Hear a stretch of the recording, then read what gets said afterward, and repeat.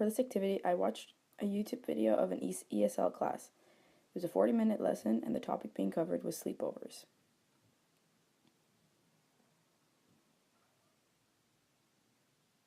As I never met the teacher, this will be only speculation, but it is based on what I saw. The lesson took the following form. First, the scaffolding. The teacher first discussed with the students what a sleepover is. What do kids do at sleepovers?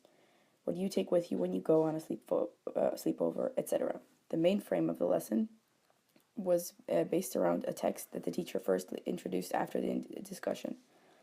They discussed the pictures and put together 3 questions based on these pictures. They then read the text, proceeded to answer the questions. This followed by another discussion about the characters, and they put together a list of the characteristics of the 2 main characters. The sequence was clearly planned ahead of time and must have taken quite some time. Some smaller details that were planned in advance were choosing the exact story and printing it, and also writing the headers on the board that they worked with.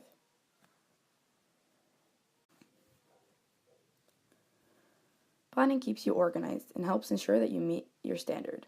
A plan gives the teacher directions to follow and makes sure all the individual objectives are met. A lesson plan can be seen as a script. It tells the teacher and students what to do. A plan also helps the teacher save time. You know your students and you can plan ahead of time for how they might behave differently and thus have a backup plan. Benjamin Franklin once said, "If you fail to plan,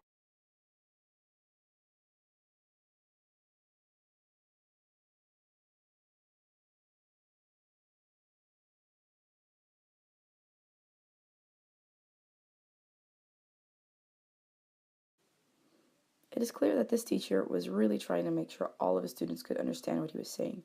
Words, instructions, and questions were constantly repeated. Certain words were translated to Korean to make sure that he was sure the students were grasping what he was saying. This teacher often suggested a wrong verb or noun when answering his own questions. The students would quickly say no and then correct him. It was a great way to get their attention and then have them analyze what he said and proceed by answering almost always correctly. The students really liked this. To determine whether the students were learning or not, the main technique that this teacher used was asking questions. He involved the students and had them participate actively. My own experience with unit and lesson planning.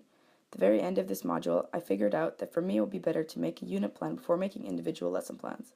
I need to start with the big picture. I think I would even start with a year plan and work my way through units and lesson plans.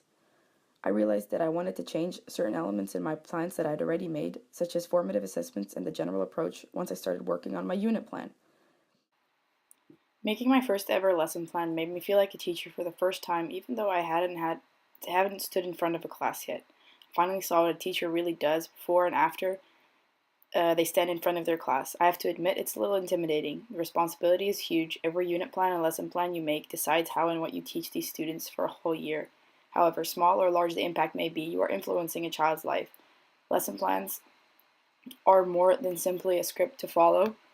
They are the ways that you end up guiding your students. I hope I never start taking it lightly and that I keep approaching every lesson plan in the future with my current view on the power and impact that it can have.